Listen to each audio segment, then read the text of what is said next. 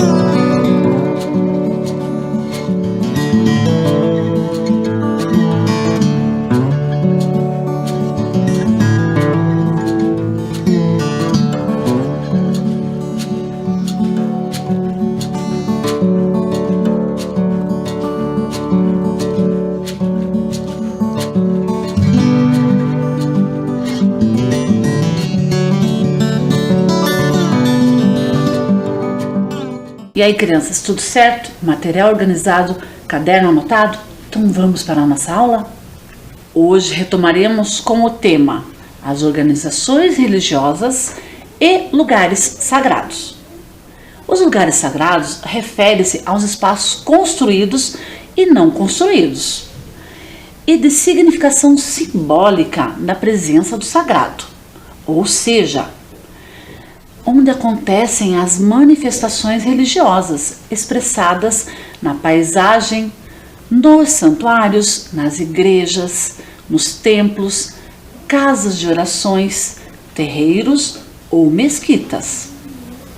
A palavra organizações se refere a entidades criadas por pessoas que compartilham os mesmos interesses e valores que buscam alcançar alguns objetivos. Portanto, as organizações religiosas são instituições de âmbito religioso. Vamos iniciar revendo um vídeo que mostra a Catedral Basílica Menor Nossa Senhora da Luz dos Pinhais. A Igreja Católica, como parte do cristianismo, acredita no monoteísmo, que é a crença e a existência em um único Deus. Para os católicos, Deus é o Criador de todas as coisas e consegue intervir na história, sendo alguns dos seus atributos divinos mais importantes: onipotente, aquele que tem o poder ilimitado; onisciente, que possui todo o conhecimento do mundo; e onipresente, que está presente em toda parte e em todos os lugares. Vamos assistir ao vídeo? Eu já volto. A Catedral Metropolitana de Curitiba é um prédio construído em 1893 em estilo neogótico. Para os padrões da época, prédio moderno, principalmente porque expressava os novos valores que começavam a chegar à cidade de Curitiba, os valores republicanos. Dentro deste prédio, existem algumas características próprias dele e que realmente vamos aos poucos conhecer nesse breve vídeo.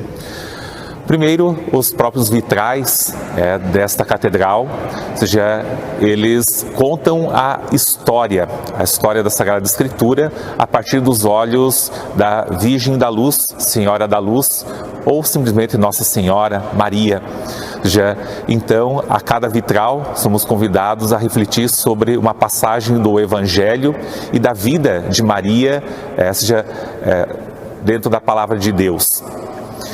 Possuímos também dentro dessa igreja catedral um órgão de tubo, ainda pneumático, significa que ele é movido basicamente a ar. Geração dos irmãos Bohr, construído provavelmente no Rio Grande do Sul e trazido para a cidade de Curitiba. A Catedral de Curitiba, na década de 80, recebeu a visita do Papa João Paulo II, que celebrou uma grande missa em nossa cidade. A cátedra que se encontra nesta igreja foi usada pelo Papa João Paulo II e é também hoje um dos símbolos dessa cultura, da parte cultural de nossa cidade de Curitiba. Assim como a Catedral de Curitiba, propriamente o seu prédio, ela influenciou também outros locais da própria cidade, a própria questão cultural de Curitiba, visto que a igreja era o polo que irradiava a cultura para as pessoas e também, além de irradiar, ela era cuidadora ou defensora da própria cultura. Então, as pessoas que acorriam à igreja e acorrem à igreja hoje, quando aos domingos, de maneira especial, os turistas vêm a esta igreja catedral, eles vêm para conhecer a cultura intrínseca a essa estrutura de igreja. Então, quando ela hoje, dentro da Praça Tiradentes, ela se destaca, ela não se destaca somente pela questão religiosa, mas por um convite às pessoas aqui entrarem e conhecerem aquilo que hoje quase não mais se encontra dentro das nossas igrejas em Curitiba. Quer dizer, então, ao visitar a Igreja Catedral, já somos convidados a uma imersão na cultura e, principalmente, ser testemunhas dessa cultura junto às outras pessoas que aqui passam. E então, crianças, o que vocês acharam dessa organização religiosa? Bem bacana, não é mesmo? Veremos agora a Igreja Evangélica de Confissão Luterana. A crença luterana acredita que a Bíblia é a palavra de Deus e que a mesma deve ser lida e interpretada por todos. Os luteranos dedicam o domingo para irem à igreja. Dos 7 sacramentos pregados pelos católicos, os luteranos praticam a comunhão e o batismo. Assistiremos agora ao vídeo sobre este lugar sagrado. Eu vou aguardar.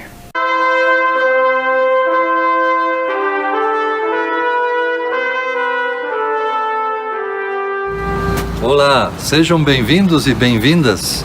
Eu sou o pastor Newton Guise, da Igreja Evangélica de Confissão Luterana no Brasil e pastor aqui na comunidade Igreja de Cristo em Curitiba.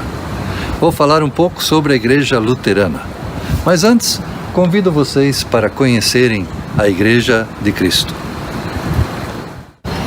A Igreja Luterana surgiu no ano de 1517 na Alemanha, sob a liderança de um monge, de um padre chamado Martinho Lutero. O Martinho Lutero, ele tinha como enfoque especial de trazer a Igreja Católica naquele tempo de volta para os ensinamentos de Cristo. Então, a partir de 1517 surgiu esse movimento da Reforma, que não era a intenção criar uma nova igreja, mas era fazer com que a igreja voltasse a fundamentar-se nos ensinamentos de Jesus Cristo. Assim surgiu o movimento da Reforma e também a Igreja Luterana. E aqui no Brasil, a Igreja Luterana começou no ano de 1824. Aqui especificamente em Curitiba, esse templo foi construído em 1912.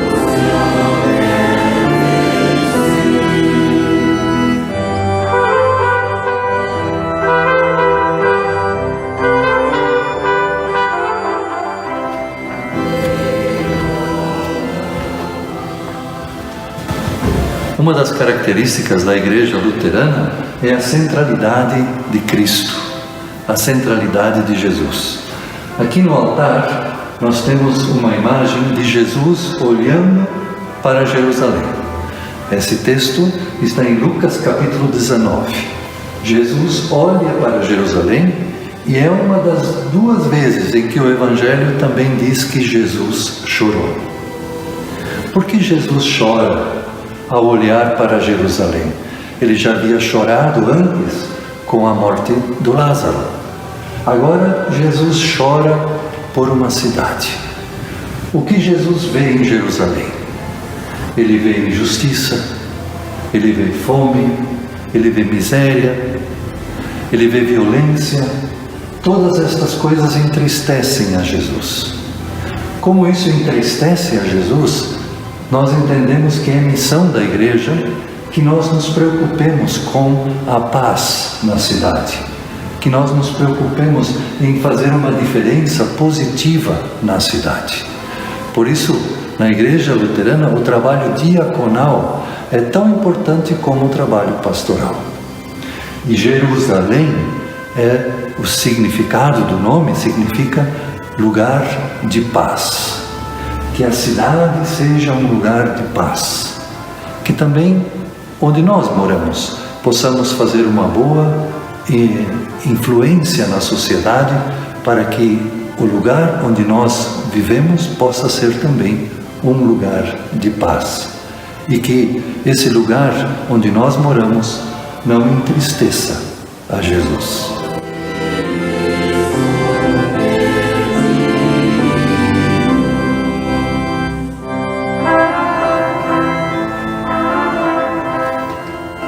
A centralidade da cruz e do Cristo, ela é própria do movimento da Reforma. Martinho Lutero, ele dizia que a Bíblia ela deve sempre apontar para Jesus. E esse é o critério para que nós, como luteranos e luteranas, também interpretamos a Bíblia e o Antigo Testamento. Tudo sempre deve passar pelo Cristo. Como que Jesus faria nessa situação? E também a comunidade. Para a Idade Média, era uma grande novidade ter mulheres e principalmente ter crianças na igreja.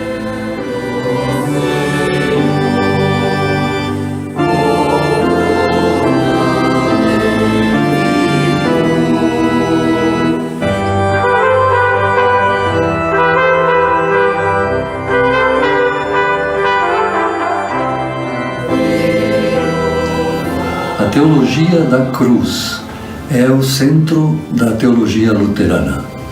Na cruz, Jesus morreu pelos nossos pecados, mas a cruz também significa que Jesus superou a morte, superou o sofrimento. E ao superar o sofrimento, Jesus também nos convida, como cristãos hoje, a olhar para as cruzes que nós temos no dia a dia. Cada uma destas cruzes representa um projeto social em que a igreja se envolveu em diferentes lugares da América Latina, em que a igreja se envolveu num projeto social para aliviar o sofrimento de um grupo de pessoas. E esta é o sentido de nós termos a cruz. Ela sempre nos desafia, nos chama para que nós não deixemos de olhar para as cruzes, para o sofrimento nos dias de hoje e nos empenhemos, nos envolvamos pela libertação.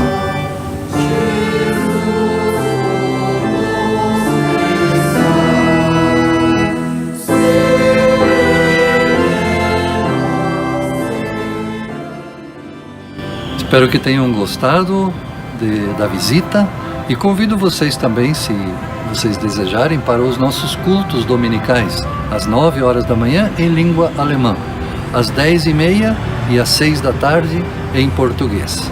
E se vocês desejarem conhecer mais sobre a Igreja Luterana, a história, entrem no site www.luteranos.com.br. Muito obrigado. Fiquem com Deus.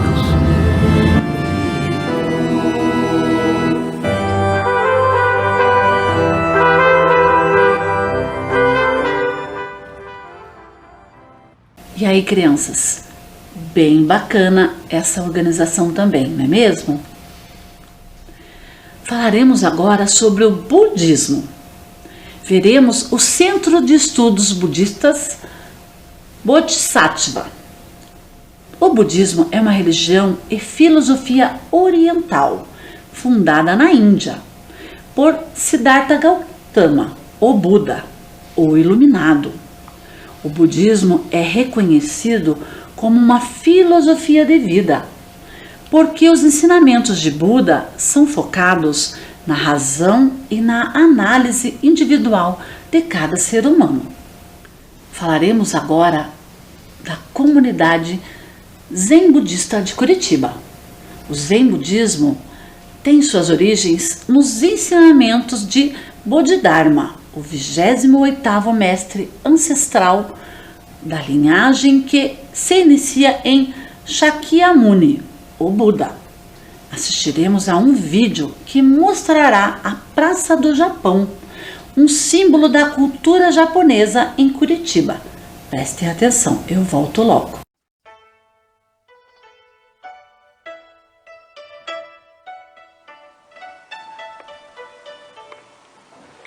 Localizada no bairro Água Verde, em Curitiba, a Praça do Japão foi concluída em 1962, como uma homenagem aos imigrantes japoneses aqui estabelecidos por volta de 1908.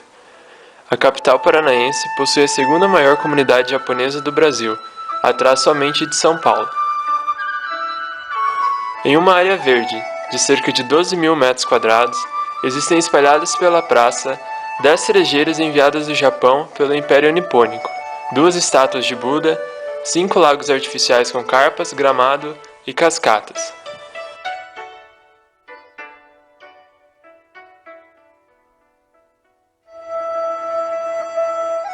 No largo de entrada, encontra-se uma lanterna oriental, com 1,20 m de altura de pedra esculpida, símbolo tradicional dos jardins japoneses. Ela foi doada pela Assembleia Legislativa de Hyogo, estado japonês co-irmão do Paraná. Aos fundos, há também uma estátua da paz, esculpida em mármore pelo artista plástico japonês Baku Inoue, em referência à bomba atômica de Hiroshima. Uma reforma, em 1993, enriqueceu a praça com o portal japonês, feito em madeira, o memorial da imigração japonesa, com as placas comemorativas dos 50, 60 e 100 anos da imigração japonesa no Brasil, e a Casa da Cultura e a Casa do Chá, estes dois últimos abrigados em uma réplica do Templo Dourado de Kyoto. No topo desta casa encontra-se uma garça em bronze, doada por uma comitiva japonesa da cidade de Higemi, durante uma visita a Curitiba em 1994.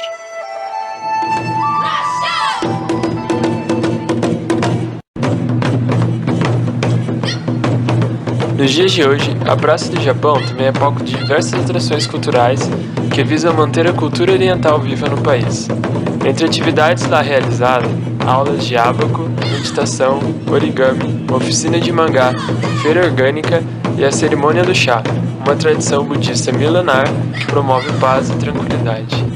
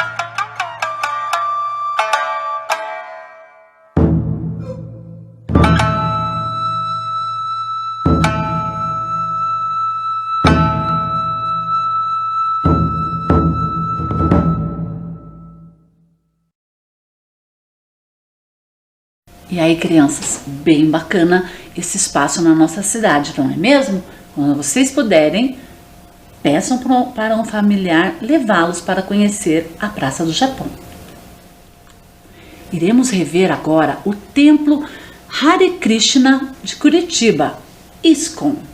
A ISKCON é a denominação oficial do movimento Hare Krishna. É uma dentre as inúmeras vertentes religiosas do hinduísmo. O hinduísmo não pode ser considerado uma religião única, visto que apresenta peculiaridades conforme a localização e as pessoas que as praticam. Assistiremos ao vídeo sobre a Comunidade Internacional para a Consciência de Krishna. Prestem atenção, eu vou aguardar.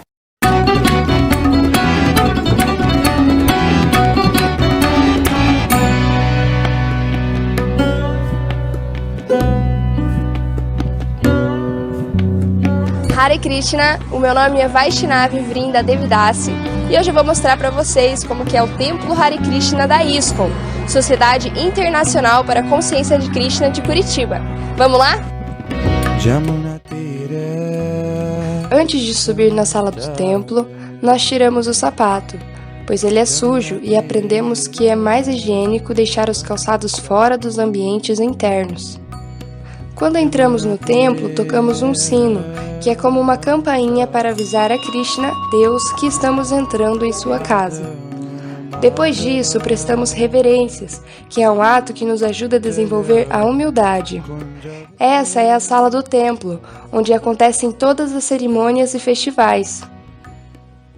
Aqui temos uma murti, representação de nosso mestre espiritual, Srila Prabhupada, o fundador da Sociedade Internacional para a Consciência de Krishna. Foi ele quem trouxe todo esse conhecimento lá da Índia para o Ocidente. Nas paredes temos algumas pinturas, que normalmente retratam Krishna e seus passatempos. Esse é nosso altar. Aqui em Curitiba temos as deidades de Gaura Nitai, que são representações de Krishna e seu irmão Balarama na sua última manifestação aqui na Terra há 500 anos atrás. As deidades são formas de Krishna, construídas segundo as descrições das Escrituras e instaladas numa cerimônia em que convidamos a pessoa de Deus para residir nessas formas. Essas práticas são diferentes de idolatria, pois as formas não são inventadas e esse processo milenar é autorizado. Servindo as deidades, é possível ir aos poucos revivendo nosso relacionamento pessoal e amoroso com Krishna. Bom, eu gostaria de fazer algumas considerações. Nós somos monoteístas e acreditamos que existe apenas um Deus. Porém, ele se manifesta em diferentes formas, tantas formas quanto ondas do mar. Aprendemos também que Deus, além de ser uma energia, é uma pessoa. E nós, como almas espirituais, temos um relacionamento íntimo com Ele. Porém, devido a uma forte energia chamada Maya, estamos iludidos, incansavelmente buscando felicidade nas coisas que são materiais. Esse é o mantra Hare Krishna, a nossa principal oração. Cantamos o mantra com instrumentos e também recitamos na Japamala, como uma meditação. Ele é composto por 3 palavras: Hare, que é a invocação do amor de Deus, e Krishna e Rama, que são nomes de Deus. Krishna significa o todo atrativo, e Rama a fonte de todo prazer. Então, o significado desse mantra é: Krishna, Deus, me ocupe em seu serviço. Krishna, me permita ser um instrumento de seu amor. Nós aprendemos que a prática do amor é o ato de servir, e por isso nos ocupamos o máximo possível no serviço a Deus. Na sala do templo tem alguns instrumentos que usamos para cantar o Mahamantra e outros mantras que glorificam a Krishna. Os principais instrumentos são a mirdanga, o harmônio e as cártalas. Nós temos várias escrituras, algumas mais modernas, outras mais antigas. O Bhagavad Gita, por exemplo, tem mais de 5.000 anos e é um de nossos principais livros. Contendo 700 versos, este livro é um diálogo, onde Krishna, Deus, instrui seu amigo Arjuna, que está com medo de lutar. Os temas principais do Bhagavad Gita são: quem é você, quem é Deus, o que é o karma, o que é o tempo e o que é este mundo material. Também temos o Srimad Bhagavatam, onde os devotos puros de Krishna descrevem suas glórias e diferentes passatempos. Este livro é bem maior do que o Gita, contendo 18.000 versos. Temos outros livros base, como Chaitanya Charitamrita, o Padishamrita, o Bhakti Rasamrita Sindhu, o Shri Upanishad, etc. Continuando nosso estudo diário do Srimad Bhagavatam, canto 3, capítulo 28. Na parte da manhã, temos uma aula do Bhagavatam, e à noite, um estudo aberto do Bhagavad Gita. Você também está convidado para participar. Durante o dia, temos várias cerimônias. A primeira delas é às 4:30 da manhã, quando o altar abre e cantamos alguns mantras. A maioria das nossas cerimônias são chamadas de Arati, onde um devoto, sacerdote, oferece diferentes elementos para o altar.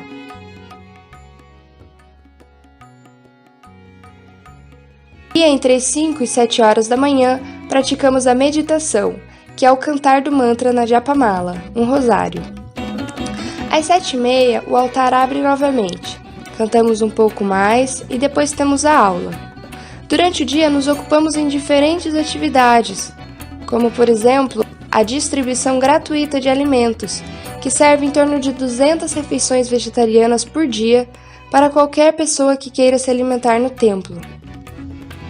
Outra atividade importante é a distribuição de livros, que é uma forma de mantermos a comunidade financeiramente e também transmitir o conhecimento para a sociedade. Às 19 horas nos reunimos novamente para a cerimônia e o estudo noturno. Se você quiser participar, não precisa de usar nenhuma vestimenta específica, porém nós usamos algumas roupas diferentes. Os homens usam o dote, que é a parte de baixo, e um manto ou uma curta na parte de cima.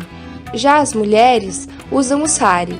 As roupas se caracterizam por serem roupas simples, limpas e castas, uma vez que não mostram as formas do corpo. Existem muitos templos ao redor do mundo, e cada um deles tem sua própria individualidade, como diferente arquitetura, diferentes altares, etc. Mas o princípio e os elementos básicos são os mesmos. Aqui em Curitiba, o nosso templo fica num casarão, no Largo da Ordem. Venha conhecer nosso templo pessoalmente. Temos lindos festivais com canto de mantras, palestra filosófica e um delicioso jantar vegetariano. É tudo gratuito. Dia de semana às 19 horas e domingo às 17 horas. Esperamos você. Hare Krishna. E aí, crianças, bem bacana esta organização religiosa também, não é mesmo? Iremos rever agora a comunidade indígena Cacaneporã. A Cacaneporã é a única comunidade indígena no território de Curitiba. Lá vivem aproximadamente 139 indígenas de 3 etnias diferentes: Guarani, Caigangues e Xetá. Cacaneporã significa fruto bom da terra, na língua caigangue. Assistiremos a um vídeo que falará um pouco sobre esta comunidade. Eu volto logo. Bairro Campo de Santana, Curitiba, Paraná. É onde vivem os indígenas da primeira aldeia urbana do sul do Brasil.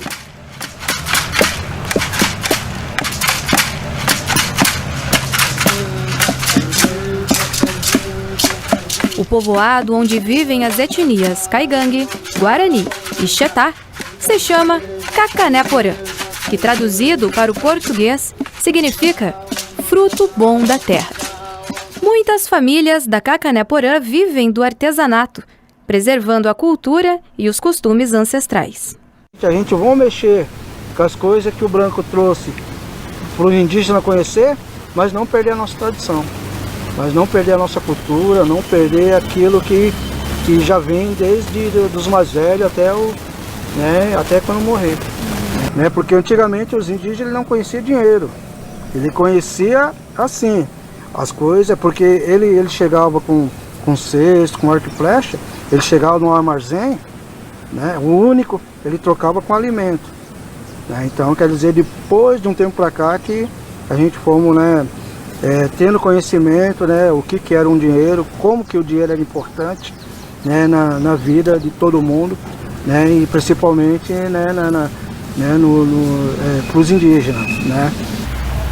Esse aqui é um material daqui da aldeia, que a gente tira na aldeia, a tabua, que a gente utiliza para fazer uma vestimenta típica da cultura, para dança. A gente usa nos rituais, na dança da guerra. E eu, desde criança, morei em aldeia indígena. E desde pequeno trabalhando com artesanato. E meus pais me criaram pescando, me criaram caçando. Andando no meio do mato, melando abelha, achando abelha para tirar o mel. A gente aprendendo alguma coisa sobre ervas, O Estado, o país, o Estado brasileiro, ele já vê o índio como um estorvo, porque inserir nessa sociedade de hoje, no avanço da tecnologia, mas mantendo um pouco da cultura indígena.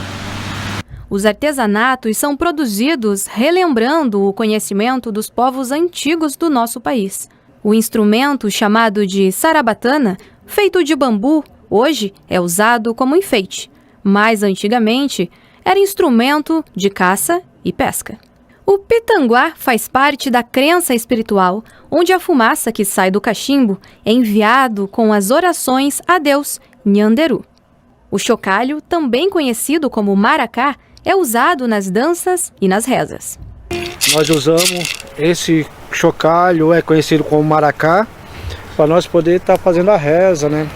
Na casa, né? Chama-se a nossa casa tradicional, né? Que a oca é conhecido como Opur.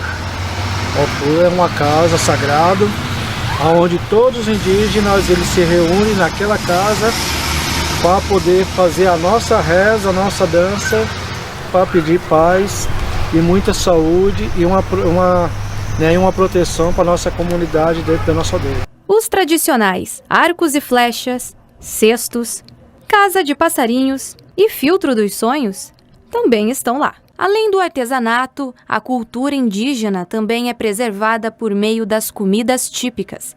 A exemplo do peixe na fogueira. Piró, ou se não crego-foi na nossa língua, que é o peixe que é assado, né? E o emi, uma espécie de pão de milho assado direto na brasa. É que a gente faz de milho, então assado embaixo da cinza.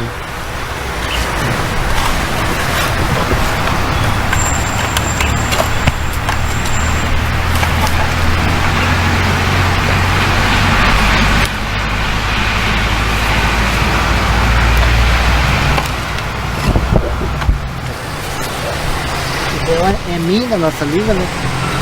Daí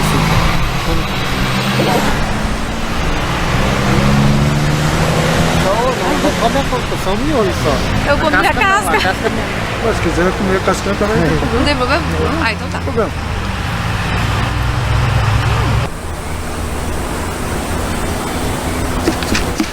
E para quem deseja aprender mais sobre a riqueza cultural indígena do nosso país, eles têm muito a ensinar.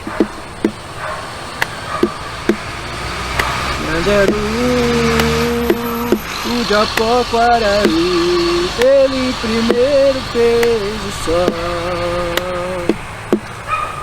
O Itapema, Arurei, iluminando assim nosso universo. E assim fez o mundo dos índios e da natureza.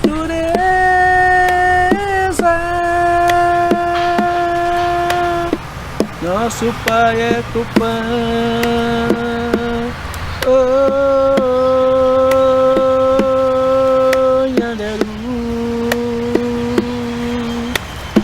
Nosso pai é Tupã.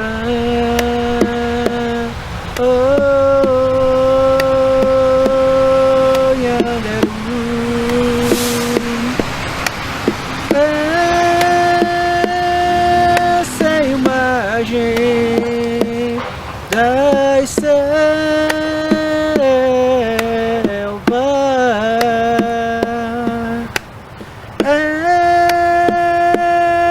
essa imagem das selvas.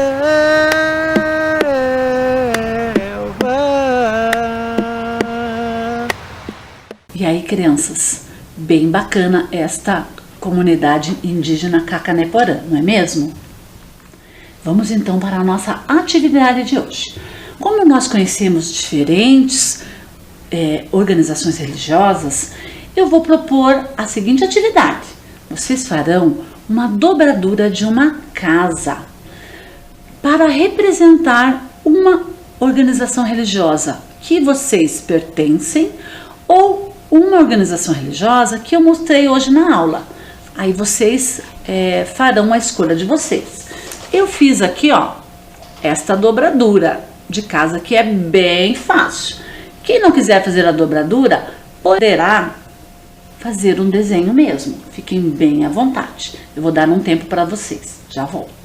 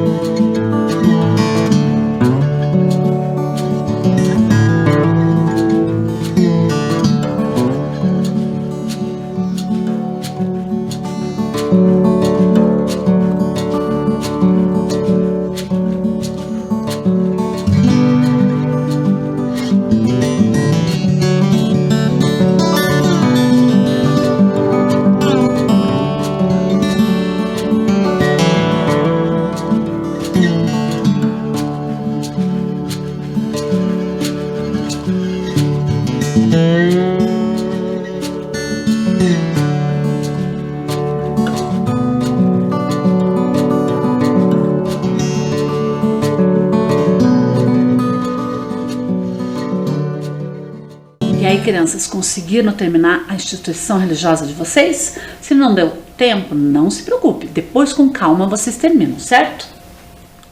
Vamos relembrar, então, o que estudamos na aula de hoje? Assistimos aos vídeos de diferentes organizações religiosas e as suas características.